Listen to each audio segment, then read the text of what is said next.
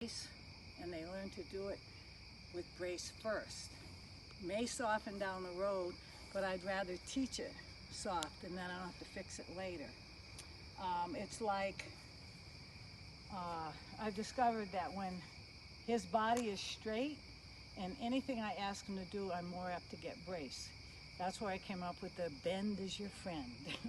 So if I ask him to come forward from this position where his head is straight, 99% of the time it'll go up. I don't have to yank, I just pull gently and it goes up. So what I discovered is if they're bent first, not bent hard, but just take it to their shoulder. So I take it to his shoulder, he drops it and goes. So if that becomes your habit and his habit, see, to me, when I do this, he's already started with a brace in his mind, because brace in the body is a brace in the mind. So if he starts off like that, it's compliant and it's a mindset. That's how I look at it. So we're going to throw the blanket on him. Can I just ask, because he's lifting his head at all and going forward, that's a brace? Well, this is what I believe. These are just things I make up that sound weird. Sound like I know what I'm talking about. Hey. So you need to wait, right? So the horse, wait.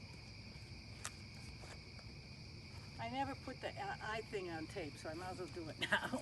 So this is what I think.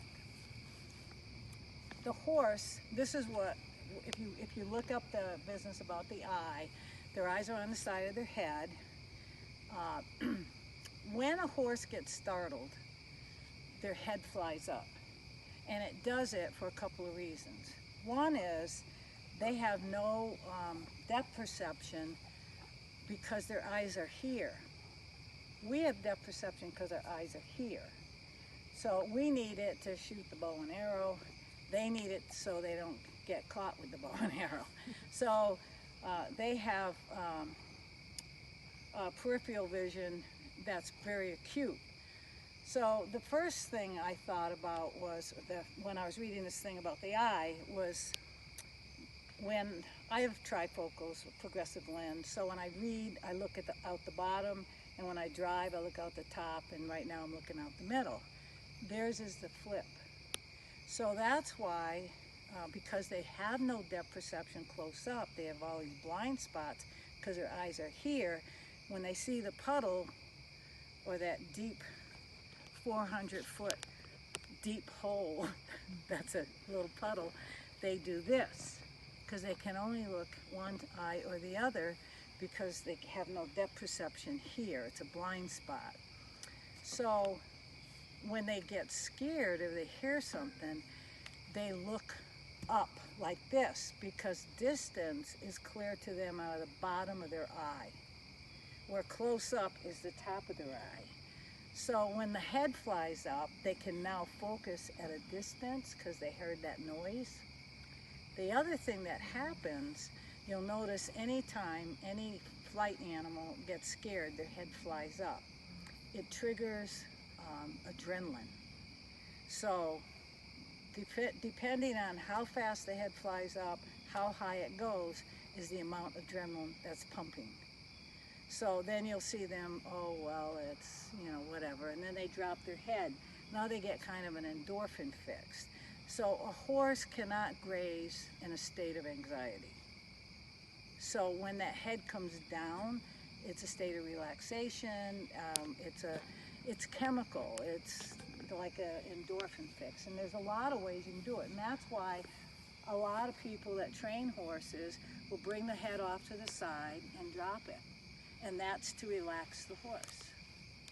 There are horses that can stay in a state of anxiety with their head down, but it's also a way to relax them. So a lot of horses will do that for themselves. You'll see it. And they can be relaxed, and then, oh my God, and then relaxed, and then, they're horses, they're pretty quick at everything they do. So my thinking is that because of the way their eyes are and the business of the adrenaline when the head comes up, that we try to do everything. That's why I say bend is your friend. That it's very hard to relax a horse if his spine is straight. You almost can't. If you're pulling with two hands, you almost can't. I'd like to see it, I never have. But if you circle, that's why a lot of people go to a circle, they don't realize it's the bend. The other big thing about them mentally is the change of direction. I don't know who came up with this, but what I heard that made sense to me is that all flight animals have a flight distance, and it depends on who's chasing them. So if you see a herd of animals like antelope or something running because lions are after them, they go a certain distance and then they stop and check in. So the theory is that they go to instinct, and then when they turn 180 degrees, they go to thinking. So it's go like a bugger and then stop and check and see if they're still coming. And that goes from instinct to she's saving you from triple E. So there's a big thing about the 180 degree turns, and I've proven that to myself.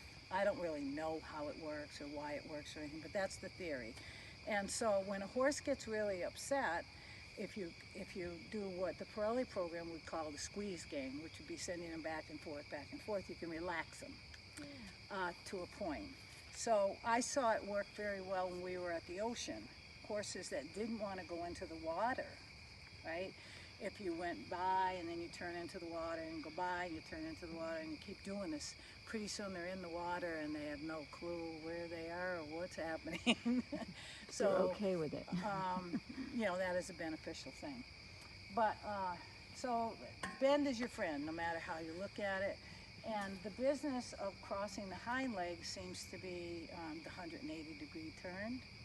I remember Pat saying a quarter turn is half of 180, so it'll work if you do enough of them. Anyway, so let's throw